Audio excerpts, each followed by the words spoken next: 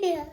Hi guys, it's Miss Spada and my trusty sidekick, Ava. Play-Doh.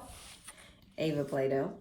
I was gonna keep going in our read aloud of Frindle. And if you remember last time, we had a lot of important events happen. Judy Morgan created a newspaper article, which in turn caused a spiral effect. And some local businesses decided to sell and make Frindle pens. And the news got out about that. And then a TV news reporter has done a news report on TV about Nick and about the whole situation. The lady that was the news reporter, her name was Alice Lunderson. So we're going to pick up where we left off. And where we left off was she was about to come on the air and tell us the story of the Frindle. All right, so here we go. Alice came on the screen with a short intro.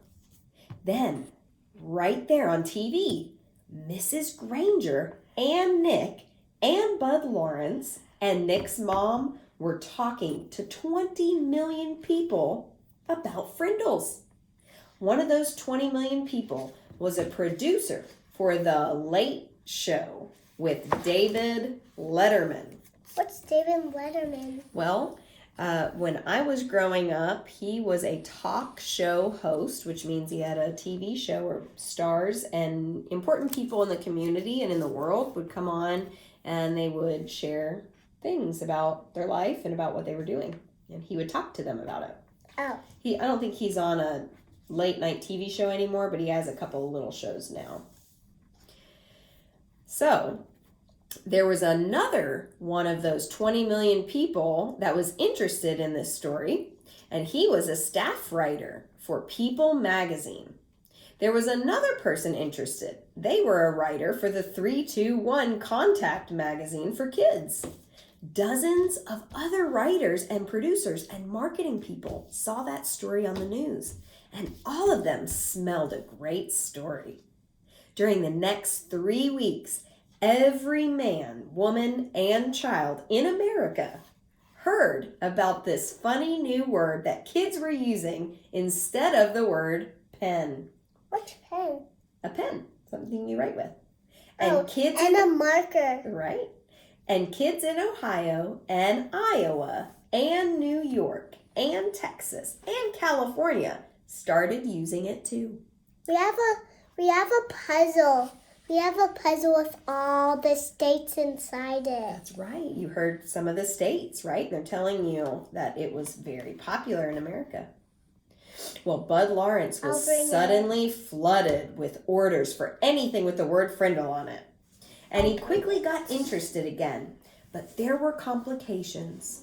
Bud's lawyer said, "Be right back, Mom. You see that stack of orders there? Trouble. That's what it is. We got a trademark filed, but it's only like an application. The whole country knows that the little kid made up the word, and unless you make a deal with his dad, you're going to end up with nothing except maybe a big fat lawsuit.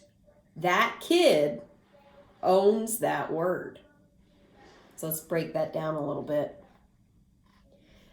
What they just said was that really Bud Lawrence isn't the one who came up with the word Frindle. It was really Nick who came up with the word Frindle. So Bud Lawrence, the guy that made all those pens, and he wrote Frindle on all the pens, he got it printed on them.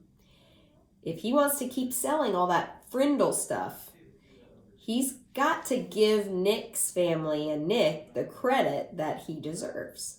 And that means he's going to have to talk with Nick's dad and work out an agreement. So somehow they can use the word and Nick's okay with it, or something else. When Mr. Allen came home at lunchtime, I'll show you this picture of Nick on the David Letterman show. When Mr. Allen came home from lunchtime, his wife told him that he had to call Bud Lawrence. It's something about the new word. she said. This was not good news to Tom Allen. That's Nick's dad. He was sick and tired of all this fuss, and being away from the hardware store so much while all this nonsense was happening had put him weeks behind on his paperwork. He'd be lucky now to get his Christmas order in time. Even though he didn't really want anything to do with it, Bud was an old friend. So on the way back to the store, Nick's dad went to Bud Lawrence's office. "Tom, good to see you," said Bud. He stood up and walked around his desk to shake hands. "Have a seat." Tom sat down uneasily and Bud pulled another chair over. "Ever seen Westfield so stirred up about anything in your life? You and Ginny must be pretty proud of that boy of yours." Bud couldn't remember Nick's name. I'm reminding you